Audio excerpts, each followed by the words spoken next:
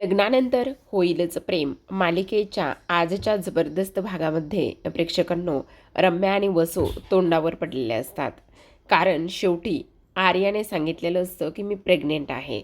सोबतच पार्थने मात्र आर्याची चांगलीच फिरकी घेतली आणि माझ्या पोटात जीवाचं बाळ आहे असं म्हणणाऱ्या आर्याला नंदिनीने आता आरसा दाखवलेला आहे. एकंदरीत काय तर तुझ्या पोटात एकट्या जीवाचं बाळ नाही तर नंदिनी आणि जीवाचं बाळ आहे, ही गोष्ट तू ध्यानात ठेवायची असं इथे नंदिनीने स्पष्टपणे आर्याला सांगितले. पण जेव्हा मात्र इथे आर्या प्रेग्नेंट आहे ही गोष्ट समजते तेव्हा काव्या त्या बाळाच्या बाबाला भेटण्याचा हट्ट इथे या सर्वांकडे धरत असते. हेच आपल्याला या आजच्या भागात पाहायचे. त्यामुळे हा व्हिडिओ खूपच इंटरेस्टिंग आणि मजेदार असणार आहे, त्यामुळे शेवटपर्यंत पहा. तर आता प्रेक्षकांना आपण मालिकेमध्ये पाहतोय आर्याला नंदिनी काव्या सांगत असते की फोन कर म्हणून, कारण मला सुद्धा तिला भेटायचं आहे. आणि इकडे विक्रमसुद्धा म्हणत असतात की घे एकदाच आर्याला बोलवूनच घे, खूप गोड मुलगी आहे, बरेच दिवस झालं ती घरी आली नाही आहे. आता मात्र इकडे घरामध्ये जेव्हा हे सगळं काही विषय सुरू असतो तेव्हा मात्र नंदिनी आणि जीवाला टेन्शन आलेलं असतं. त्यामुळे ते ताबडतोब खोलीत येतात आणि खोलीत आल्याबद्दल आता जर आर्या घरी आली आणि तिच्या प्रेग्नेन्सीबद्दलचं सत्य इथे घरात समजलं तर काव्या काय काय आणि कशा पद्धतीचे सर्व काही प्रश्न आपल्याला विचारेल असा प्रश्न ह्या दोघांना पडलेला असतो. तेवढ्यातच पार्थ तिथे येतो. आता पार्थ तिथे आल्याबरोबर म्हणत असतो, काय करताय तुम्ही हे सगळं? कमीत कमी त्या आर्याच्या प्रेग्नेन्सीबद्दल बोलत असताना दरवाजा तरी बंद करून घेत जा. आत्ता मी होतो म्हणून ठीक आहे, पण या जागी जर काव्या असत्या तर त्यांनी आर्याच्या प्रेग्नेन्सीचं सत्य ऐकलं असतं. मग तुम्ही त्यांना काय उत्तरं दिली असते? तेव्हा जीवा आणि नंदिनी पार्थला स्वारी म्हणत असतात. मग आता इकडे पार्थ म्हणत असतो, काय करायचं ना मला कळतच नाही आहे. मी माझ्या पार्टनरसोबत असं खोटं बोलतोय ना, आणि अशा खोट्या बोलण्यामुळे ना माझी चांगलीच धांदल उडाली आहे असं सुद्धा आता इकडे तो बोलू लागलेला असतो.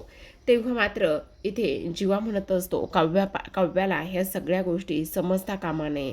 मग पार्थसुद्धा म्हणत असतो, अगदी तू बोलतोयस ना त्याच पद्धतीने मी विचार करतोय, पण कसं आणि कशा पद्धतीने त्यांच्यापासून ह्या सर्व गोष्टी लपून ठेवाव्या ना त्या मात्र मला अजिबात समजत नाही असं सुद्धा आता इकडे ती बोलत असतो. आता हे सर्व काही बोलल्यानंतर आपण पाहतो इथे मात्र लगेचच नंदिनी म्हणत असते, जीवा काही जरी झालं ना तरी एक गोष्ट ध्यानात ठेवा, काव्यापासून हे सगळं सत्य आपल्याला लपून ठेवायचं आहे, हे मात्र तेवढंच जास्त खरं आहे.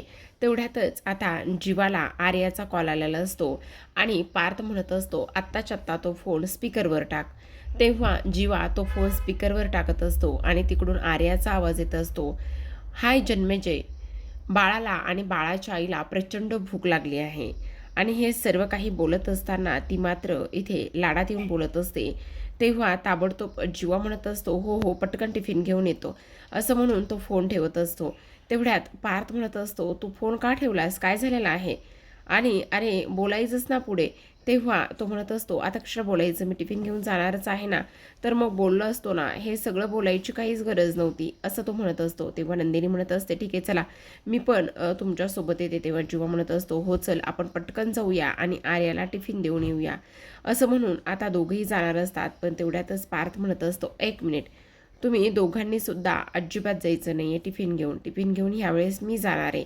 मग आता नंदिनी आणि जीवा हे दोघेही जण घाबरलेले असतात की पार्थ जर टिफिन घेऊन गेला आणि ह्या आर्याने जर सांगितलं की ती सरोगेट मदर आहे जीवा आणि नंदिनीच्या बाळाची, मग काय होणार आहे, ह्या सगळ्या गोष्टींनी ते विचार करू लागलेले असतात. दुसरीकडे मात्र इथे आता रम्या आणि त्याचबरोबर वसू ह्या आर्याच्या प्रेग्नेन्सीबद्दल चर्चा करत असतात. आणि तेव्हा रम्या म्हणत असते, आता उद्या त्या आर्याला येऊ दे. एकदा का ती उद्या आर्या आली ना तर मग हे जीवा आणि नंदिनीचं जे काही चाललेलं आहे ना ते मी बाहेर काढणारच आहे. जीवा आणि नंदिनी तुम्ही दोघेही जण मिळून आर्यासोबत काहीतरी डाळ शिजवताय, पण ती डाळ काय आहे ना हे मात्र आम्ही बाहेर काढणारच आहोत असं इकडे ती बोलत असते. आणि तेव्हा मात्र इथे हे खूप झालं, झाकण ठेवलेलं भांडं उघडं करावंच लागणार आहे. दुसरीकडे मात्र जीवा आणि नंदिनी हे दोघे जण विचार करत बसलेले असतात. आता पार्थदादा तिथे गेलाय आणि जर ह्या आर्याने इथे काही गोंधळ घातला, जर आर्याने ह्या सगळ्या गोष्टी गोष्टी पार्थदादाला सांगितल्या तर मग मात्र खूप मोठा प्रॉब्लेम होईल. तेव्हा मात्र नंदिनी म्हणत असते, जेव्हा तुम्ही काळजी करू नका.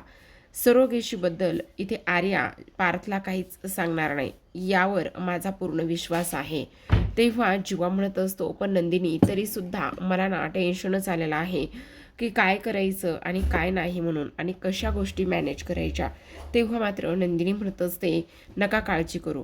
अगं पण पार्थ दादा तिथे तिच्यासाठी टिफिन घेऊन गेला आहे, आणि ती जर एव्हाना काही बोलून गेली तर काय करायचं, असा जीवाला खूप मोठा प्रश्न पडलेला असतो. सोबतच आता इकडे दुसऱ्या बाजूला आर्या ही टिफिनची वाट बघत असते. तिला प्रचंड भूक लागलेली असते. बेल वाजते आणि दरवाजा उघडून पाहते तर जन्मेजय ऐवजी समोर पार्थ उभा असतो, आणि पार्थ उभा असल्यामुळे तिचा ना थोडासा मूड ऑफ झालेला असतो. तेव्हा ती म्हणत असते, तू इथे काय करतोयस. तेव्हा मात्र इथे लगेचच पार्थ म्हणत असतो, तुझ्यासाठी टिफिन घेऊन आलो आहे. मग आता ती म्हणत असते, अरे तू माझ्यासाठी टिफिन घेऊन आलास. हो का, ये बस, तुला भूक लागली असेल ना. तेव्हा ती म्हणत असते, भूक तर प्रचंड लागलेली आहे, पण तू माझ्यासाठी टिफिन घेऊन आलास ना, ह्या गोष्टी मात्र मला थोड्याशा खटकत आहेत. त्यावेळेला पार्थ म्हणत असतो, इट्स ओके, होईल तुला हळूहळू सवय. आता मात्र इथे टिफिन घेऊन आल्यानंतर लगेचच इथे तो म्हणत असतो, चल तुला भूक लागली ना, मग जेवून घे. तेव्हा मात्र इथे पार्थचा प्रश्नांचा भडीमार सुरू होतो. पार्थ म्हणत असतो, मला एक गोष्ट सांग आर्या, जेव्हा मी दाराजवळ टिफिन घेऊन आलो तेव्हा मात्र हसणाऱ्या चेहऱ्यावर वेगळेच भाव स्पष्ट दिसू लागले होते. तू कोणा दुसऱ्याची अपेक्षा करत होती का, किंवा समोर कोणी दुसरं येणार होतं का. त्यावेळेला मात्र आर्या हसायला लागते आणि म्हणत असते, नाही, त्याचं काय ना, नेहमी मला जन्मजय आणि नंदिनी हे दोघेजण टिफिन घेऊन येतात, पण ह्यावेळेस तू टिफिन घेऊन आलास ना म्हणून. मग आता पार्थ म्हणत असतो, जन्मेजय, खरं तर आमच्या घरामध्ये त्याला जन्मेजय अशी कोणीच हाक मारत नाही, फक्त तू मारतेस. तेव्हा आर्या म्हणत असते, मी मारते म्हणजे मी स्पेशल आहे ना, म्हणजे मला नाही समजलं. आर्या म्हणत असते, नाही रे, म्हणजे तसं काही नाही, पण तुला सांगू का, मी त्याला हाक का मारते, कारण नाव किती स्पेशल आहे ना त्याचं. तेव्हा मात्र पार्थ म्हणत असतो, खरं तर त्याचं नाव जे आहे ना जन्मेजय, ते आमच्या आत्याने ठेवलं आहे, पण आत्यासुद्धा त्याला जन्मेजय अशी हाक मारत नाही, त्याला आम्ही सर्वजण जीवा अशीच हाक मारतो. आणि तुला माहिती, नंदिनीसुद्धा इथे हाक मारत नाही. मग आता लगेचच इकडे तो म्हणत असतो, नंदिनीसुद्धा हाक मारत नाही. हो, खरंच नाही मारत. मग आता इथे आर्या म्हणत असते, नंदिनी हाक मारत नाही याचा अर्थ असा ना की मी स्पेशल आहे म्हणून. स्पेशल म्हणजे म्हणजे मला आवडतं त्याचं नाव, आणि म्हणूनच मी इथे जन्मेचे अशी हाक मारते. मग पार्थ म्हणत असतो, हो ते सगळं काही ठीक आहे, पण तरीसुद्धा मला असं वाटतं की इकडे, अरे काय वाटायचं, दे ना सोडून, कशाला उगाचच एवढा खोलात जातोस आणि एवढ्या सगळ्या गोष्टी बोलतोस. हे बघ, एवढं सगळं काही बोलण्याची आणि एवढ्या सगळ्या काही गोष्टी करण्याची काही गरज नाही आहे. पण मी काय म्हणतो, हे बघ, नंदिनीचं नाव काय आहे तुला माहिती आहे. इथे काय ठेवलेलं आहे, नंदिनी जीवाला ना पसारेवाला म्हणते, आणि जे की आम्ही कोणीच म्हणत नाही.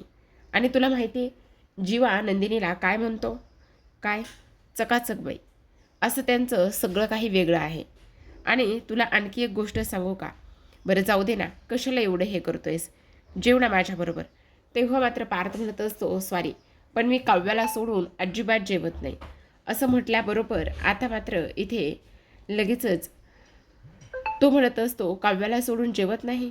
तुला एक गोष्ट सांगू का, त्या दिवशीसुद्धा जीवा असंच बोलला होता, आणि तेव्हा मात्र आता हो, त्या दिवशी जीवा पण सेम असंच म्हटला होता जन्मेजय, की मी जेवत नाही, पण जेवत नाही असं इकडे बोलत बोलत तोपर्यंत तो प्रवास आमचा कॅन्डल लाईट डिनरपर्यंत कधी पोचला ते आमचं आम्हालासुद्धा समजलं नाही. तेव्हा मात्र इथे लगेचच पार्थ म्हणत असतो, कॅन्डल लाईट डिनरपर्यंत म्हणजे, हो, त्या दिवशी सेम तेच झालं.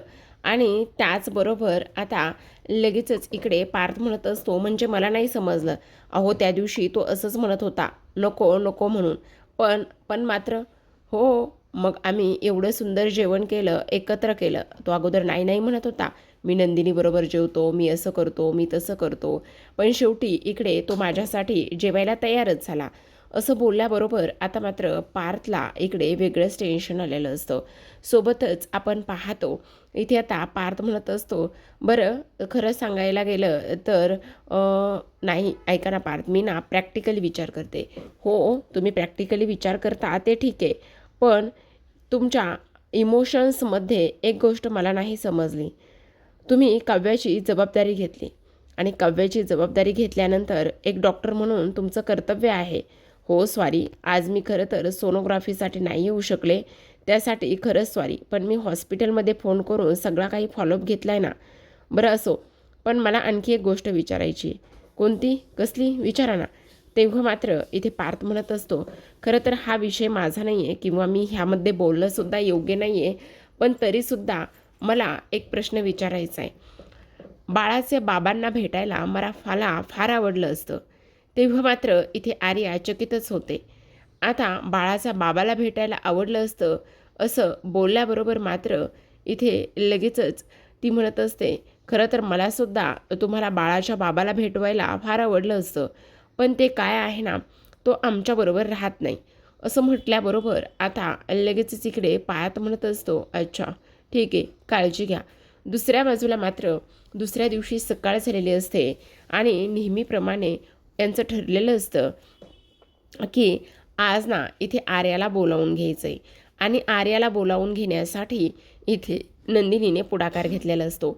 आता आर्या आलेले असते, सगळेजण इथे बसलेले असतात आणि सगळेजण बसल्यानंतर आता मात्र इकडे सगळ्या गप्पा हे सुरू असतात. पण आपल्या रम्याला मात्र हिच्या प्रेग्नेन्सीचं सत्य सर्वांसमोर आणायचं असतं, म्हणून ह्या रम्याची धडपड सुरू असते. आता रम्या म्हणत असते, अगं तू तर काही घेतच नाही आहेस. तेव्हा ती म्हणत असते, काय घ्यायचं आहे? काहीच नको आहे मला. अगं असं काय करतेस? घे ना, खूप छान आहे, तुझ्यासाठी मी पपई आणलेली आहे. तेव्हा आर्या म्हणत असते, नाही नाही, मला पपई वगैरे काहीच नको आहे. अगं असं काय करतेस? घे ना. नाही, तुला आवडत नाही आहे का पपई? हो, मला आवडत नाही, मी खात नाही आहे पपई, नाही आवडत मला. तेव्हा मात्र इथे रम्या म्हणत असते, अगं असं काय करतेस? हे बघ, पपई खाणं कधीही चांगलं असतं, तू एकदा ट्राय तरी करून बघ. तेव्हा मात्र इथे पुन्हा एकदा ती म्हणत असते, मी सांगितलं ना की मला नको आहे म्हणून, प्लीज आम्हाला असा आग्रह करू नकोस. तेव्हा वसू पुढे येते आणि ती म्हणत असते, अगं असं काय करतेस? तिला पपई नाही आवडत, मग कशाला देतेस? हे बघ आर्या, तुला पपई नाही ना खायची तर नको खाऊ, पण आत्ता हे जे काही मी तुझ्यासाठी बनवून आणले ना ते मात्र तुला नक्कीच आवडेल. आणि तेव्हा तिने रेड वाईनचा ग्लास आणलेला असतो आणि ती म्हणत असते, अगं रम्या, जसा पाहुणा तसा पाहुणचार. आता बघ मला सांग, ती मॉडर्न विचारायची आहे की नाही? मग ती पपई कशी बरं खाणार? तिच्यासाठी मी ना इथे रेड वाईन आणली आहे, हे तर ती नक्कीच पिऊ शकते, बरोबर की नाही? असं म्हटल्याबरोबर आता मात्र नंदिनी आणि जीवा ह्या दोघांनासुद्धा थोडासा धक्काच बसलेला असतो की आता ही बया अजून तिला काय काय पाजणार आहे आणि काय काय नाही म्हणून. आता मात्र इकडे आर्या म्हणत असते, सॉरी, पण मला रेड वाईन नाही आवडत, तुम्ही मला आग्रह नका करू. पण वसू मात्र तिच्यासमोर पुन्हा ग्लास पकडत असते आणि ग्लास पकडून म्हणत असते, असं काय करताय? घ्या ना, थोडंसं तरी खाऊन पिऊन घ्या ना. अगं तुला नक्कीच आवडेल, असं काय करतेस? तेव्हा मात्र आर्या त्यांना थांबवण्याचा प्रयत्न करत असते आणि म्हणत असते, मी तुम्हाला सांगितलं ना की मला हे नाही आवडत म्हणून, नको आहे मला म्हणून. आता मानिनी, विक्रम, त्याचबरोबर मिथून हे सगळेजण तिथे असतात आणि हे सगळेजण रम्या आणि त्याचबरोबर वसू ह्या दोघींच्याही वागण्यामुळे थोडेसे टेन्शनमध्ये आलेले असतात की हे सगळं नेमकं काय सुरू आहे आणि त्याचबरोबर ह्या गोष्टी का बरं होत आहेत, असं सुद्धा आता इकडे ती बोलत असते. पण मात्र इथे स्पष्टपणे ती म्हणत असते, अगं असं काय करतेस? तुला आवडत नाही असं कसं? मग आता मिथून म्हणत असतात, अरे रम्या, ही काय जबरदस्ती आहे? घरी आलेल्या पाहुण्यासोबत असं कोण वागतं आणि तू अशी का वागत आहेस? हे बघ, असलं काही करू नकोस प्लीज, असं वागू नकोस, दे सोडून सगळं काही. तेव्हा मात्र इथे मिथून म्हणत असतात आणि विक्रमसुद्धा म्हणतात, अरे तेच तर रम्या, काय चाललंय हे तुम्हा दोघींचं सुद्धा? अहो मामा, असं काय करतोय? घरी आलेल्या घरच्यांचा पाहुणचार नाही का करायचा? तोच तर मी करते ना. आणि तसंही ही म्हणते मला पपई आवडत नाही. काय गं, कधीपासून तुला पपई आवडत नाही? म्हणजे एक मी एक मिनटं, मी तुला सांगते की तुला कधीपासून पपई आवडत नाही. असं म्हणून रम्या स्वतःचा मोबाईल काढते आणि त्यानंतर इथे आर्याच्या इन्स्टा आय डीला जाते आणि तिथली जी काही पोस्ट आहे ती पोस्ट ती ओपन करून पाहत असते. कारण त्या पोस्टमध्ये आर्याने ती पपई खात असतानाचा एक फोटो शेअर केला होता आणि कॅप्शनमध्ये लिहिलं होतं की मला ना पपई प्रचंड आवडते. आणि तेव्हा मात्र इथे रम्या तो फोटो आणि ते सगळं काही वाचून इकडे दाखवत असते. आता मात्र इकडे ती म्हणत असते, का मग तुला तेव्हा पपई आवडत होती, आत्ता पपई तुला का बरं आवडत नाही? आणि त्याचबरोबर रेड वाईनचा काय प्रॉब्लेम आहे? एवढंच नाही मामा, मला सांगा, मग ही खोटं बोलते. तेव्हा मात्र इथे आता खाण्यावरून खोटं बोलणं खरं बोलणं हा विषय मुळात नाहीच आहे. आणि त्याचबरोबर तुम्ही ह्या दोघीजणी ह्या गोष्टीमध्ये पडू नका असं स्पष्टपणे ह्यांचं म्हणणं असतं. पण ही मात्र काही केल्या ऐकतच नसते. पार्थला राग येतो. पार्थ उठून उभा राहतो आणि म्हणत असतो, रम्या, खूप होतंय आता. आत्ताच्या आत्ता ह्या सगळ्या काही गोष्टी इथे बंद कर. काय काय चाललंय काय तुझं? पण रम्या म्हणत असते, अरे पार्थ, मी तुला तेच सांगण्याचा प्रयत्न करते. तुला खोटं वाटतंय का हे सगळं काही? हे बघ, हे खोटं नाहीये, हे अगदी क्लिअर कट आहे. तेव्हा वसू म्हणत असते, हो, आणि आणखी एक गोष्ट मला तुम्हाला सांगायची आहे. तुम्हाला असं वाटतंय का की खरंच ही पपई वगैरे खात नाहीये, त्याचबरोबर ही रेड वाईनसुद्धा घेत नाही? तर मला तुम्हाला सर्वांना एक गोष्ट दाखवायची की ही सगळं काही करते पण ही खोटं बोलत आहे. मग आता रेड वाईनची सुद्धा एक पोस्ट असते आणि तो फोटो मात्र इकडे आता पुन्हा सर्वांना दाखवण्यात येतो. तेव्हा पार्थ म्हणत असतो, तुम्हा दोघांनी हे नेमकं काय सुरू केलंय? तेव्हा रम्या म्हणत असते, अरे काय सुरू केले? बघ ना, हा हिचाच फोटो आहे रेड वाईनचा. आम्ही दुसरं काय बोलतोय? आता हिला जर पपई आवडते, हिला जर रेड वाईन आवडतं, तर मग ही आता का बरं घेत नाही?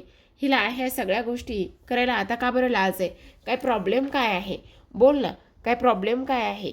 तू का घेत नाहीयेस? आणि त्याचबरोबर तू हे सगळं घ्यायला हवंस.